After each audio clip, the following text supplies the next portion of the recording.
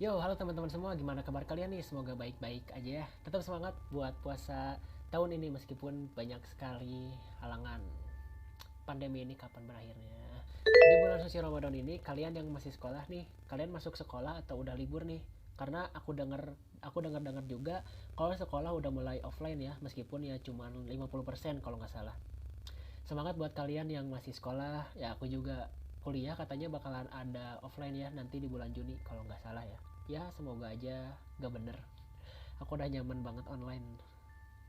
Ngomongin soal sekolah, kalian pernah nggak sih dapat cerita gitu dari kakak-kakak tingkat kalian atau dari guru-guru kalian tuh? Misalnya ada sekolah kita dulu bekas kuburan nih, ke sekolah kita dulu bekas rumah sakit nih, sekolah kita dulu bekas gedung Belanda nih. Kalian ngalamin gak sih waktu aku masih SD? Sempet tuh viral kayak cerita horor yang sekolah kayak wah ini bekas kuburan nih sekolahnya jadi angker tiap malam itu ada gini gini gini gini atau wah ini bekas rumah sakit gitu. Nah waktu tahun 2000-an itu wah ini viral banget lah ceritanya gitu. Kalian yang masih apa ya masih sekolah mungkin ya yang masih sekolah sekarang gitu mungkin apa ya masih asing lah sama cerita ini, cuman kalau buat aku yang 2000-an tuh udah nggak asing lah karena anjir viral banget lah waktu itu sekolah-sekolah ini. Nah, di video kemarin aku kan sempat bilang nih, aku bakalan bahas tentang sekolah-sekolah angker dan apa kampus-kampus angker yang ada di Indonesia. Tapi di video kali ini aku bakalan kasih tahu ke kalian atau kasih tahu informasi ke kalian tentang sekolah-sekolah angker yang ada di Bandung. Nah, mungkin kalian yang ada di luar Bandung kalau misalnya mampir ke kota Bandung atau sekedar cuman lewat aja, kalian bisa nih mampir ke sekolah-sekolah yang angker ini kalau misalnya kalian suka perhororan duniawi. Tapi dengan catatan harus malam ya kesininya sambil uji nyali. Gak usah lama-lama, ya udahlah langsung aja ke videonya. Yang pertama ada Seman 5 Bandung. Orang Bandung siapa sih yang nggak tahu sama sekolah ini? Bukan cerita asing lagi buat orang-orang Bandung tentang cerita horor yang ada di sekolah ini. Kalau kalian ke Bandung dan nanya tentang sekolah angker, ini adalah salah satu dari banyaknya sekolah angker yang ada di Bandung. SMA 5 Bandung ini terletak di Jalan Belitung, Kota Bandung. Konon di sekolah ini ada tiga jendela yang ada di lantai atas yang gak bisa ditutup. Jadi jendela itu tetap dibiarkan terbuka sampai sekarang. Jadi si jendela ini benar-benar gak bisa ditutup. Meskipun mereka udah tutup si jendela ini, jendelanya bakalan kebuka lagi. Dan begitu seterusnya kalau misalnya ada yang coba nutup jendela ini. Dan konon katanya di jendela itu ada sosok yang menunggunya. Pastilah karena udah ditutup aja pasti kebuka-buka lagi. Dia adalah hantu yang sangat terkenal di Bandung. Udah tahu siapa namanya? Ya, namanya adalah Nancy. Nancy sendiri adalah sosok hantu noni Belanda yang sangat cantik yang nekat bunuh diri gara-gara cintanya itu ya asmaranya itu gak direstuin sama orang tuanya. Jadi si Nancy ini suka atau menjalin asmara sama pribumi. Jadi orang tuanya Nancy ini kan orang Belanda gak ngerestuin kisah cintanya si Nancy ini. Jadi dia nekat bunuh diri, loncat dari lantai atas yang dari 3 jendela yang gak bisa dibuka itu. Ada suatu cerita dulu aku ingat banget nih, ada di Nightmare Sign Ardan Radio. Aku waktu itu baca di salah satu bukunya. Diceritakan dulu waktu sekitar tahun 2010, kalau nggak salah ada salah satu siswa yang mengalami hal mengerikan di sekolah ini. Jadi waktu itu siswa laki-laki ini adalah siswa yang rajin. Sepulang sekolah dia suka bimbel di sekitaran Seman 5 ini. Jadi ada bimbel di gak jauh dari Seman 5 ini. Nah, hampir setiap malam atau hampir setiap pulang sekolah dia bakalan bimbel dulu sebelum pulang ke rumah. Siswa ini merupakan siswa dari luar daerah Bandung, jadi dia ngekos di Bandung. Singkat cerita, selesai bimbel dia pulang jam 10 malam. Dan dia baru keinget bahwa kunci kosannya itu gak ada di saku maupun di tas. Apes banget ya. Di situ dia berharap kalau kunci kosannya itu ada di kelas.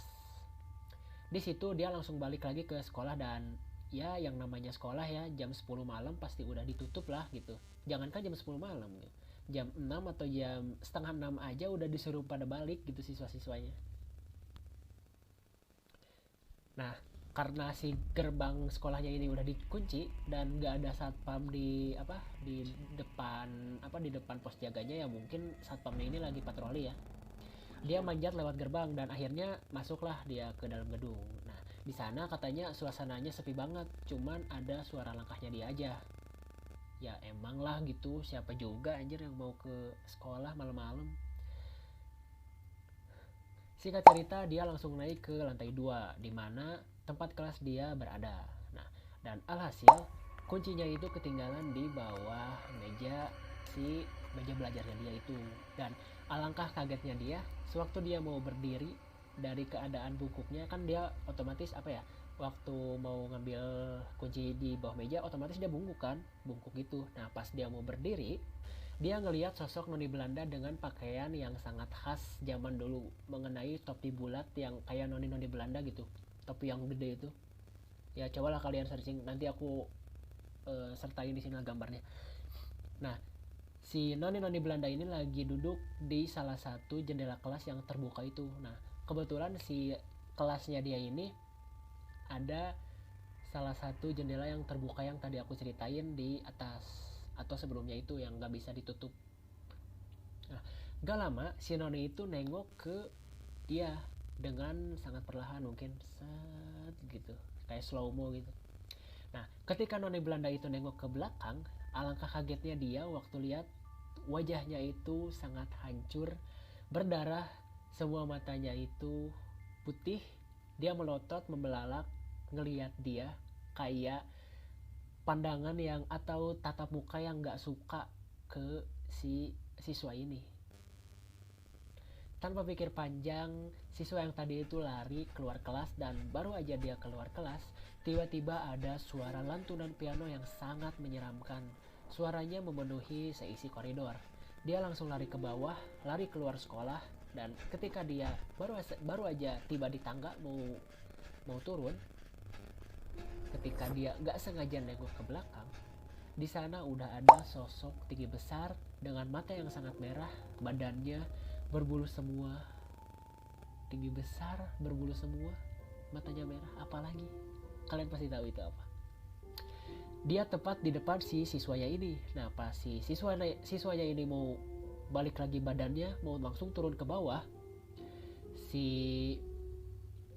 sosok yang tadi itu tiba-tiba megang kaki si siswa ini, dan siswa ini pun terjatuh. Akhirnya ya gak lama dari itu dia langsung pingsan.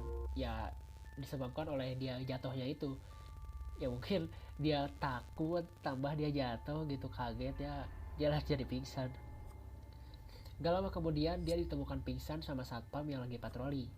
Dan akhirnya dia cerita apa yang dialamin barusan. Nah, tapi waktu itu nah, si satpamnya ini cerita bahwa ya memang seperti itu kalau misalnya malam-malam ke orang yang nggak biasa di situ lah. Soalnya ya kalau misalnya si satpamnya ini keliling-keliling di sini ya buat patroli, nggak ada apa-apa, karena ya mungkin si sosok-sosoknya ini udah pada tahu lah gitu kalau si satpamnya ini jaga di sekolah gitu. Tapi waktu itu aku tonton di jurnal Risa bahwa sebenarnya si Nancy itu nggak ada gitu. Penunggu yang terkenal di sana itu merupakan warga lokal belasteran Belanda sama lokal gitu pribumi. Buat namanya itu aku lupa ya siapa. Cuman si orang tuanya ini, bapaknya ini orang Belanda. Nah, si ibunya ini orang Banjaran lokal gitu, pribumi. Nah, aku lupa lah siapa nama si sosoknya itu, cewek namanya. Cuman aku lupa namanya itu siapa. Tapi si sosok ini diceritakan atau dia bercerita gitu bahwa si dianya ini jarang banget buat ganggu orang-orang di sana, kecuali yang kayak tadi tuh masuk ke sekolah tanpa izin atau berbuat aneh-aneh. Tapi dia itu bilang kalau misalnya ada acara atau apa sebelumnya gitu dia izin dulu, nah itu gak bakalan diganggu katanya. Nah, kalian bisa tonton fullnya itu di jurnal Ngangkot ya. Di situ diceritain full cerita si sosok ini cewek gitu. Kalian bisa langsung aja ke jurnalisa, jurnal Ngangkot gitu. Jadi kalian lebih percaya yang mana nih? Sosok Nancy atau sosok yang diceritain sama jurnal Risa ini? Kalian bisa komen di bawah. Lanjut. like and subscribe for